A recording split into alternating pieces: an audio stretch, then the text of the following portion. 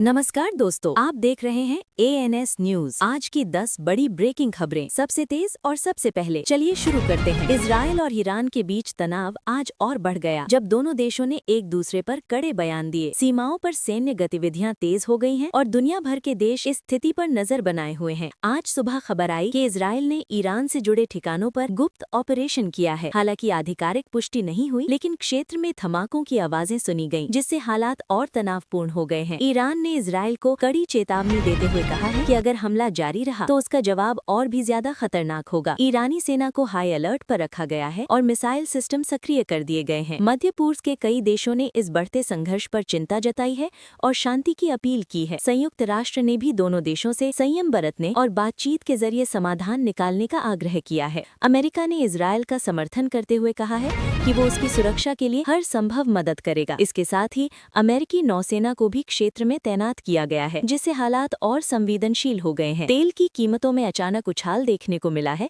क्योंकि इस संघर्ष का असर वैश्विक बाजार पर पड़ रहा है। निवेशक चिंतित हैं और कई देशों की अर्थव्यवस्था पर इसका सीधा प्रभाव पड़ सकता है। इजराइल के कई शहरों में सुरक्षा कड़ी कर दी गई है और नागरिकों को सतर्क रहने की सलाह दी गई है। स्कूल और सार्वजनिक स्थानों पर अतिरिक्त सुरक्षा बल तैनात किए गए हैं। ईरान में भी सुरक्षा व्यवस्था बढ़ा दी गई है और महत्वपूर्ण ठिकानों की निगरानी तेज कर दी गई है। सरकार ने नागरिकों से अफवाहों पर ध्यान न देने और आधिकारिक जानकारी पर भरोसा करने की अपील की है। सोशल मीडिया पर इस युद्ध को लेकर कई तरह की खबरें वायरल हो रही हैं, जिनमें से कई फर्जी भी बताई जा रही हैं। सरकारों ने लोगों से अपील की है कि वे केवल विश्वसनीय स्रोतों से ही जानकारी लें। विशेषज्ञों का मानना है कि अगर ये तनाव जल्द कम नहीं हुआ तो ये एक बड़े युद्ध में बदल सकता है। इससे पूरे मध्य पूर्व में अस्थिरता बढ़ेगी